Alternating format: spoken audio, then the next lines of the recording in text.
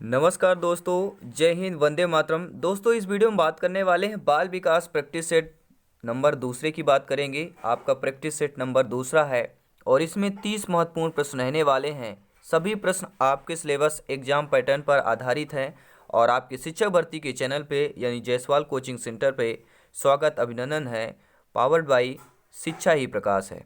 दोस्तों, पहला प्रश्न आप लोग स्क्रीन पर देख पा रहे होंगे। किसी कारण की वजह से आई होप आप पिछले क्लासेज या पिछली वीडियोज हमारी नहीं देख पाए हैं, तो आप लोग यहाँ पे आई बटन पे लिंक आएगा, इस वीडियो को देखने के बाद आप लोग देख सकते हैं। पहला प्रश्न स्क्रीन पर है।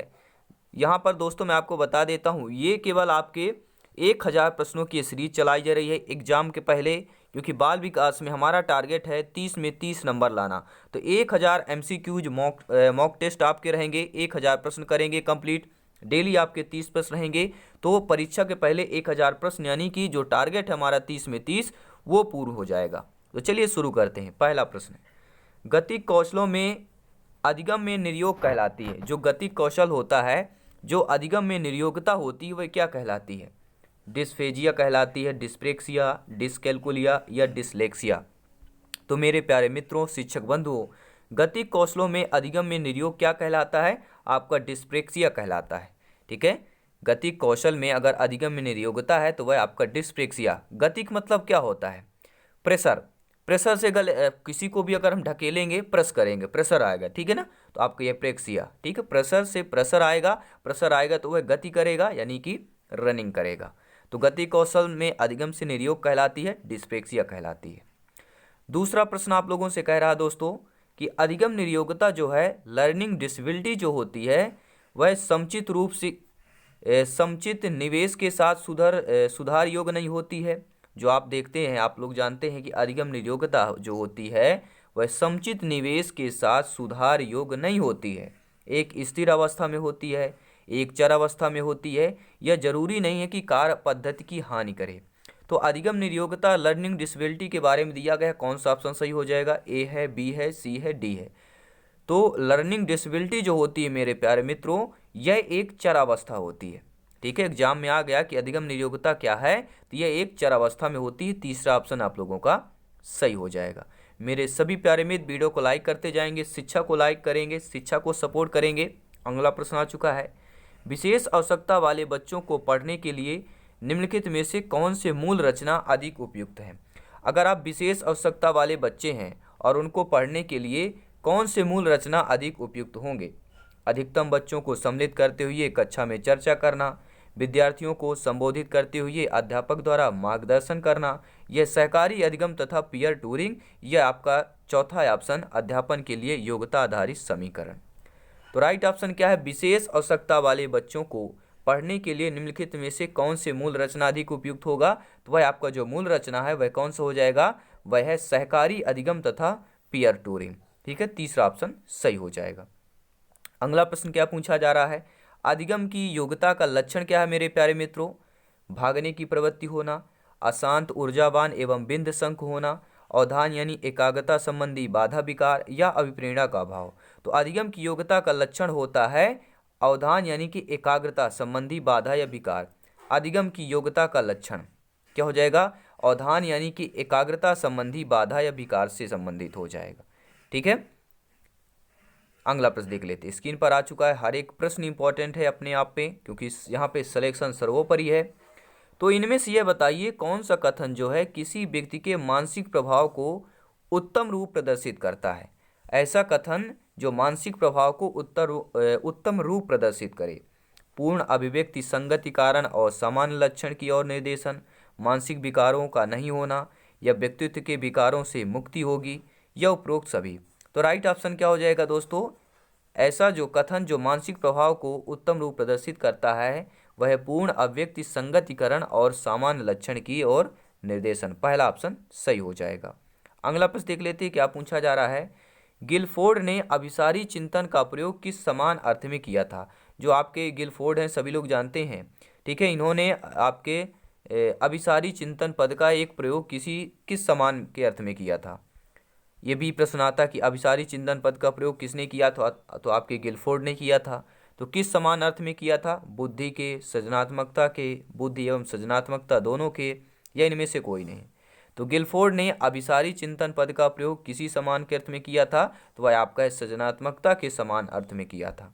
ठीक है, जब भी हम सृजनात्मकता की बात करते हैं, अभिसारी चिंतन के प्रयोग की बात करते हैं, तो गिलफोर्ड आपका राइट ऑप्शन होता है।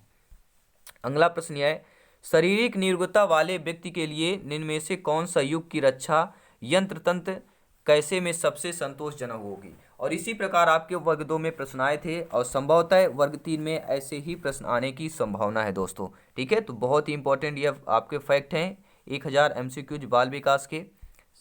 अगला प्रश्न क्या कह रहा है, इस प्रश्न का उत्तर जान लेते हैं। शारीरिक निरोगता वाले व्यक्ति के लिए निम्न में से कौन सा युग की रक्षा यंत्र तंत्र कैसे में सबसे संतोषजनक होगी। तदात्मीकरण, विवेकीकरण, अतिकल्पना या कोई नहीं। तो राइट ऑप्शन क्या हो जाएगा, अतिकल्पना होगी। ठीक है, युग की रक्षा यंत्र तंत्र कैसे में सबसे संतोषजनक होगी, अतिकल्पना में हो जाएगी। अगला प्रश्न क्या कह रहा है दोस्तों, सृजनशीलता के पोषण के लिए अध्यापक को निम्न में से किस विधि की सहायता लेनी चाहिए। अगर आपको बच्चों में सृजनशीलता का पोषण करना हो तो आप एक अध्यापक अध्यापिका होने के नाते इनमें से किस विधि की सहायता लेंगे। ब्रेन स्टॉर्मिंग या विचार वेश, व्याख्यान विधि, दृश्य श्रव्य सामग्री की, या ये सभी की सहायता लेंगे। तो सृजनशीलता के पोषण करना है बच्चों में, बालक बालिकाओं में, तो अध्यापक के लिए कौन सी विधि सहायता लेंगे, वह होती है विचार वेश या आपकी ब्रेन स्टॉर्मिंग होती है। पहला ऑप्शन सही हो जाएगा। अगला प्रश्न लाजवाब है, ध्यान दीजिएगा। इस प्रश्न के आते हैं आपके, क्योंकि इस बार जो NCERT के पैटर्न पर आपके पूछे जाएंगे। तो प्रश्न यह है कि इरफान खिलौने को तोड़ता है और उसके पुर्जों को देखने के लिए उन्हें अलग अलग कर देता है, तो आप क्या करेंगे। उस पर हमेशा नज़र रखेंगे, उसके जिज्ञासु स्वभाव को प्रोत्साहित करेंगे और उसकी ऊर्जा को सही दिशा में संचालित करेंगे। उसे समझेंगे कि खिलौने को तोड़ना नहीं चाहिए। ठीक है, उसे समझाएंगे।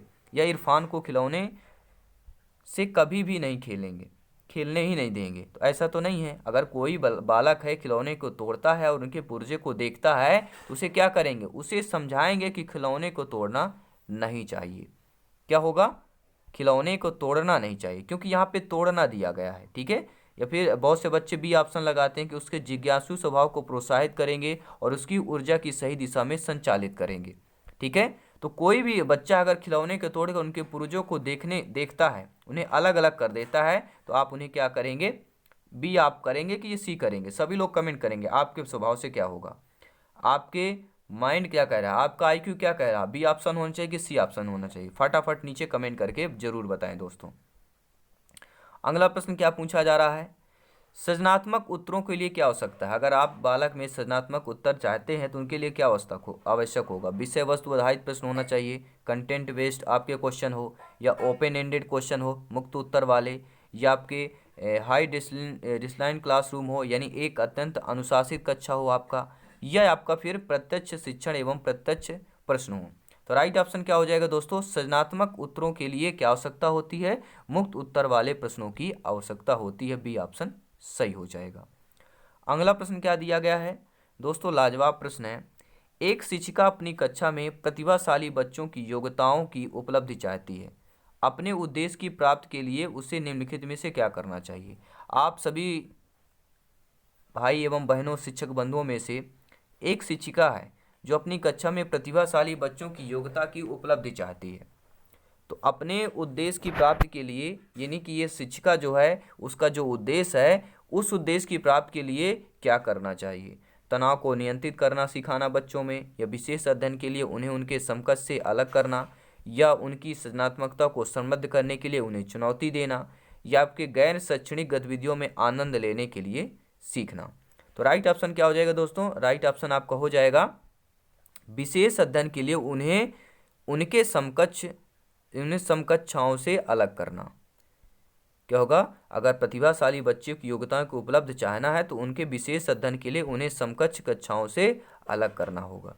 ठीक है, आई होप आप लोग समझ पा रहे हैं। अगला प्रश्न देख लेते हैं, स्क्रीन पर क्या दिया गया। प्रश्न लाजवाब है, ध्यानपूर्वक प्रश्नों को समझिए, क्योंकि हर एक प्रश्न अपने आप में इम्पोर्टेंट है और सभी प्रश्न सिलेक्शन वाले हैं।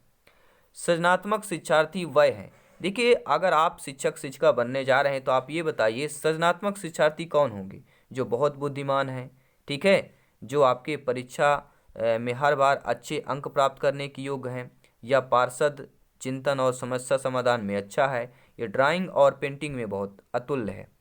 तो सृजनात्मक शिक्षार्थी वह है मेरे प्यारे मित्रों जो क्या है, जो आपका पार्षद चिंतन और समस्या समाधान में अच्छा हो। कोई भी चिंतन हो, लेक्चरर हो, चिंतन हो, समस्या समाधान में अच्छा होगा तो वह क्या कहलाएगा, सृजनात्मक विद्यार्थी कहलाएगा। अगला प्रश्न देख लेते हैं। अगला प्रश्न है कि बच्चे की उचित विकास को सुनिश्चित करने के लिए उसका स्वास्थ्य विकास, शारीरिक विकास एवं मायपूर्व प्रथम आवश्यकता है। ठीक है, मायपूर्व प्रथम आवश्यकता है, यह कथन कैसा है। तो कथन को एक बार रिपीट करता हूं कि बच्चे के उचित विकास को सुनिश्चित करने के लिए उसका स्वस्थ विकास, शारीरिक विकास का एक मायपूर्व प्रथम आवश्यकता है। तो यह कथन कैसा होगा, तो मेरे प्यारे मित्रों यह कथन सही है, क्योंकि शारीरिक विकास और विकास के अन्य पक्षों के साथ अंतः संबंधित होता है। ठीक है, और यही बात यहाँ पर दिया गया कि उसके लिए क्या है, स्वस्थ विकास, शारीरिक विकास एक महत्वपूर्ण प्रथम आवश्यकता होता है। यानी शारीरिक विकास के पहले क्या होगा, स्वस्थ विकास होना चाहिए। शारीरिक विकास के 1 महीने पहले स्वस्थ विकास की आवश्यकता होती है। बिल्कुल सही बात दिया गया है। अगला प्रश्न देख लेते हैं क्या दिया गया है, लाजवाब प्रश्न है। हर एक प्रश्न इंपॉर्टेंट है दोस्तों, कि जो निःशक्त बच्चों के लिए, बच्चे कैसे हैं, निःशक्त बच्चे हैं, तो निःशक्त बच्चों के लिए समेकित शिक्षा के केंद्रीय प्रायोजित योजना के उद्देश्य हैं कि मैं निःशक्त बच्चों को शैक्षिक अवसर उपलब्ध कराना चाहता हूँ, विशेष विद्यालयों में, मुक्त विद्यालयों में, ठीक है, ब्लाइंड रिलीफ एसोसिएशन के विद्यालयों में या नियमित विद्यालयों में। तो राइट ऑप्शन क्या हो जाएगा, आपको हो जाएगा नियमित विद्यालयों में। निःशक्त बच्चों के लिए समेकित शिक्षा के केंद्रीय प्रायोजित योजना के उद्देश्य क्या होते हैं, नियमित विद्यालय हैं, कि मैं निःशक्त बच्चों को शैक्षिक अवसर उपलब्ध कराना। तो आपका राइट ऑप्शन क्या हो जाएगा, डी ऑप्शन हो जाएगा। अगला प्रश्न है दोस्तों कि निम्नलिखित में सृजनशीलता का मुख्य तत्व क्या नहीं है। देखिए सृजनशीलता के तत्व का मुख्य क्या नहीं है, मौलिकता न होगा, अनुशासन हो गया, धारा प्रवाहिता हो गया, लचीलापन हो गया। तो सृजनशीलता का मुख्य तत्व क्या नहीं है, सृजनशीलता का मुख्य तत्व होता है अनुशासन नहीं होगा। सृजनशीलता का मुख्य तत्व होता है मौलिकता होता है, लचीलापन होता है, धारा प्रवाह होता है। ये तीनों सृजनशीलता के मुख्य तत्व होते हैं, लेकिन अनुशासन जो है यह मुख्य तत्व नहीं होगा। अगला प्रश्न देख लेते हैं क्या दिया गया है। जन्म के समय लगी चोट या भ्रूण क्षति की वजह से आई मानसिक मंदता क्या कहलाती है। कोई भी बच्चा, बालक या बालिका जो जन्म के समय चोट लग जाती है या भ्रूण की क्षति हो जाती है, उसके वजह से जो मानसिक मंदता आती है वह मंदता जैविक मंदता कहलाती है, पारिवारिक मंदता, आकस्मिक या चिकित्सा मंदता। तो जन्म के समय बच्चे में लगी चोट या कोई क्षति होती है, वो जो उससे जो मानसिक मंदता आती है वह जैविक मंदता कहलाती है। क्या कहलाएगी, वह जैविक मंदता कहलाएगी, क्योंकि उसके बचपन में लगी हुई है। ठीक है, तो आपका क्या हो जाएगा, पहला ऑप्शन सही हो जाएगा।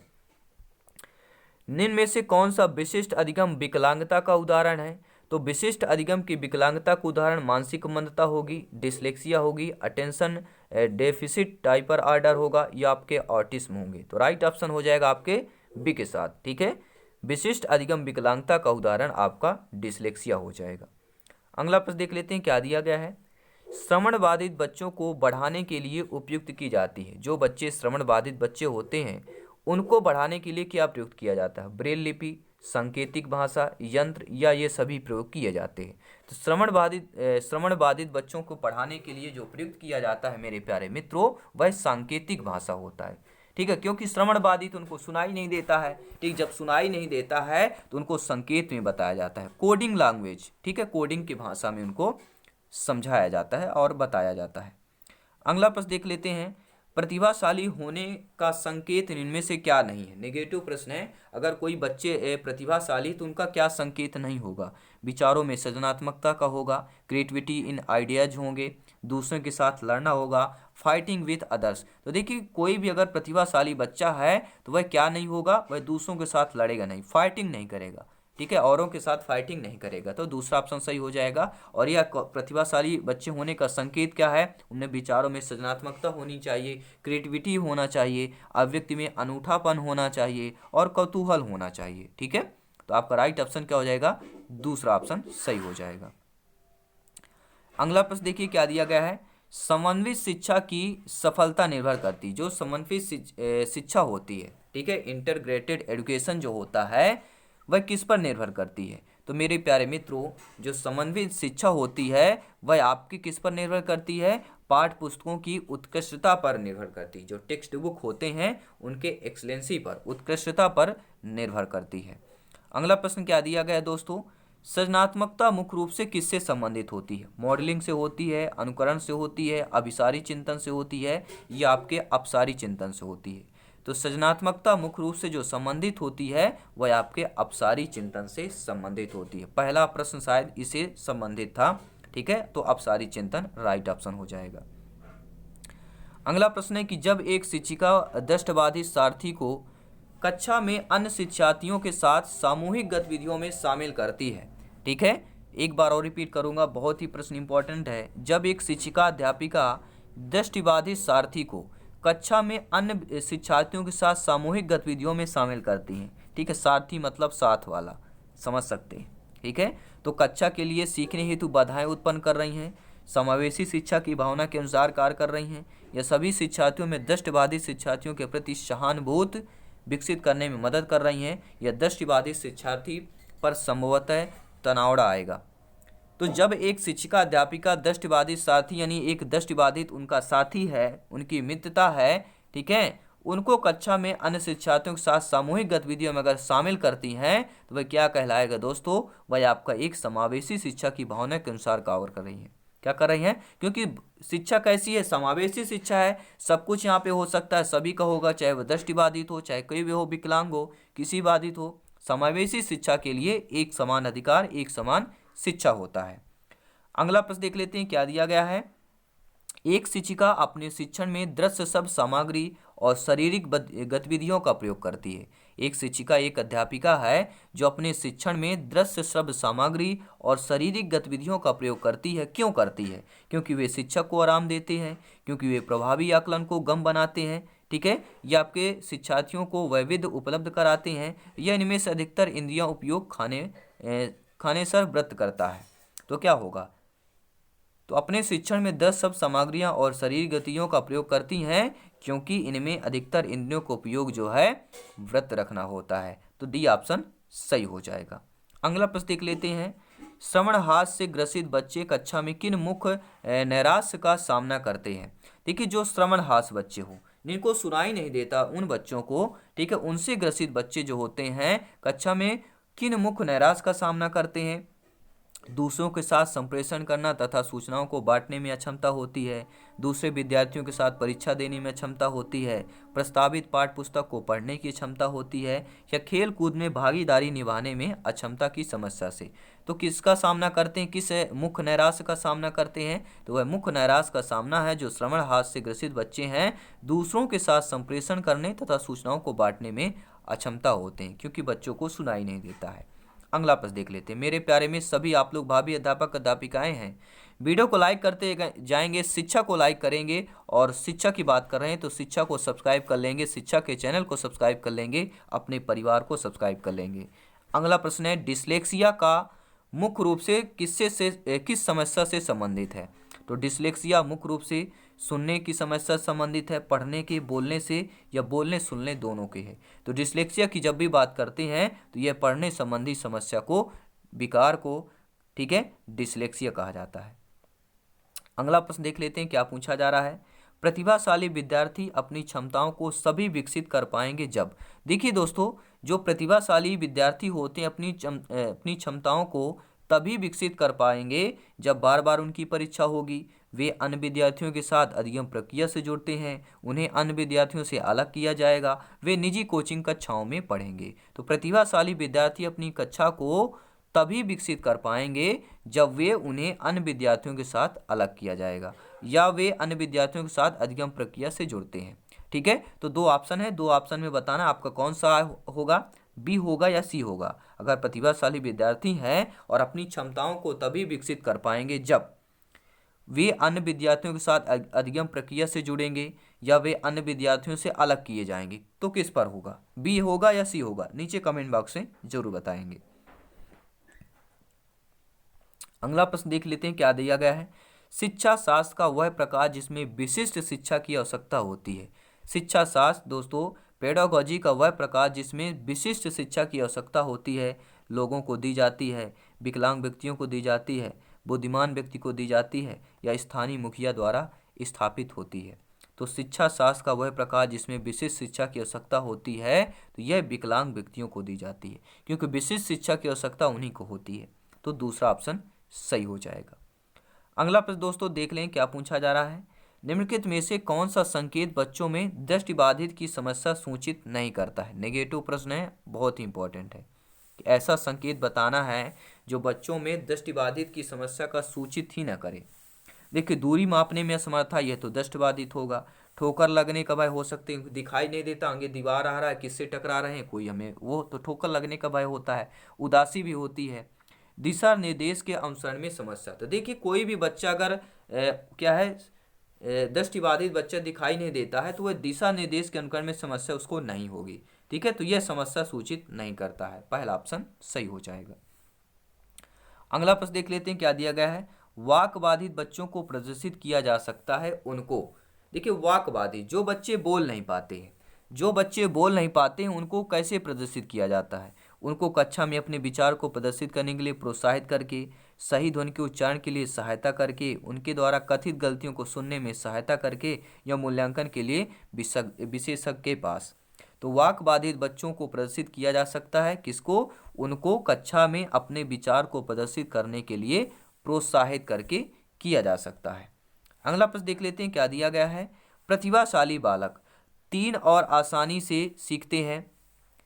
जो बच्चे बिना पढ़े सुने पूरी पाठ याद कर लेते हैं, वस्तु चिंतन करते हैं, कम समय में ही अभिप्रेरणा को अनुसरण करते हैं। तो प्रतिभाशाली बालक वे होंगे जो क्या करते हैं, आसानी से सीख लेते हैं।